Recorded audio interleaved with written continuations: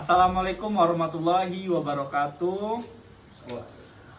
Sebelumnya izin memperkenalkan diri, kami dari kelompok 8 yang terdiri dari 5 anggota. Yang pertama itu Zidan, yang kedua Erlangga, yang ketiga saya Galih, yang keempat Isko, dan yang terakhir Firly.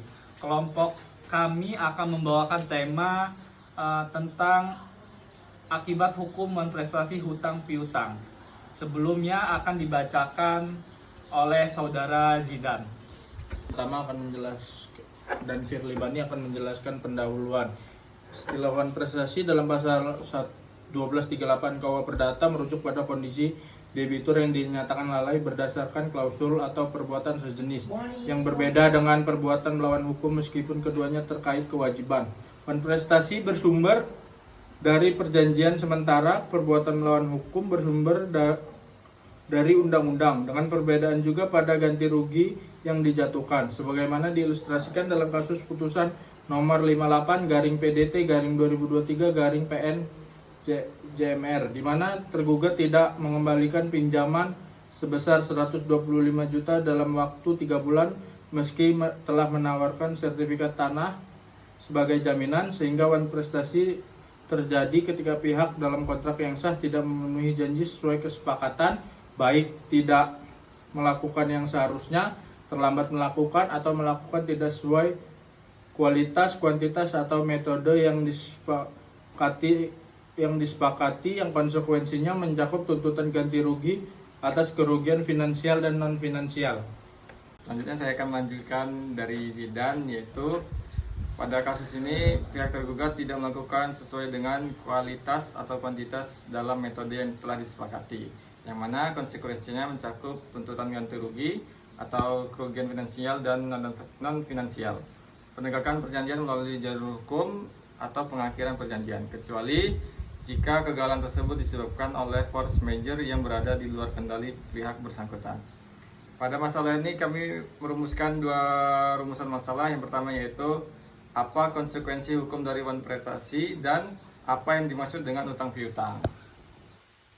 Masuk ke dalam penjelasan. Di sini saya akan menjelaskan mengenai konsekuensi hukum dari wan prestasi. Perlu kita ketahui bahwa wan prestasi atau ingkar janji itu adalah kondisi di mana seseorang tidak memenuhi kewajiban yang telah disepakati dalam perjanjian. Beberapa konsekuensinya, yang pertama itu ganti rugi, pembatalan perjanjian, peralihan resiko, pemenuhan perjanjian, dan yang terakhir pemenuhan perjanjian disertai ganti rugi. Baik, mungkin itu aja penjelasan dari saya. Akan dilanjutkan dengan Erlangga. Baik, di sini saya akan menjelaskan tentang hutang piutang.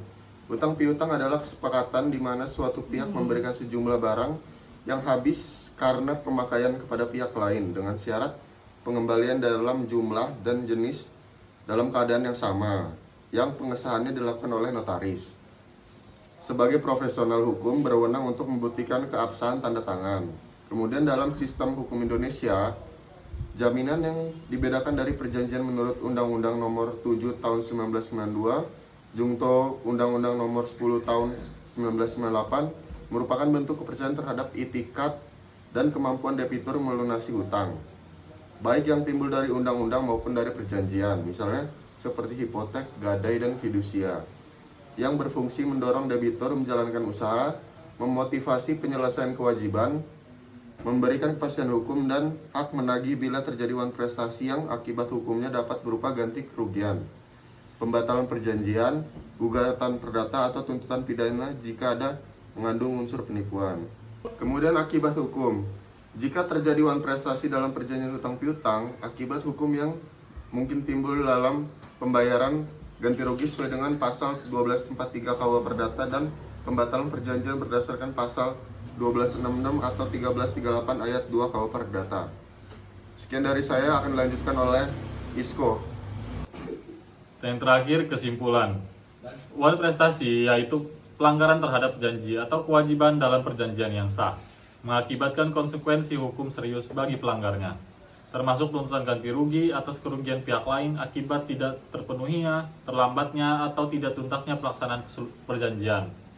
Selain itu, perjanjian dapat dibatalkan atau diputuskan secara keseluruhan.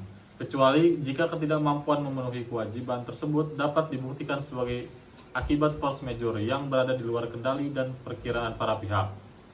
Untuk mencegah wan prestasi, syarat-syarat perjanjian harus dipatuhi dengan ketat. Pembayaran atas pekerjaan harus dilaksanakan tepat waktu dan penyisian perlu diberikan untuk mengantisipasi kejadian tidak terduga. Dalam konteks perjanjian utang piutang, notaris sebagai pejabat berwenang yang ditunjuk oleh pemberi pinjaman berperan penting dalam mengelola komunikasi perjanjian untuk melindungi kepentingan semua pihak yang terlibat. Sekian dari kelompok kami. Lebih dan kurang kami mohon maaf. Wassalamualaikum warahmatullahi wabarakatuh.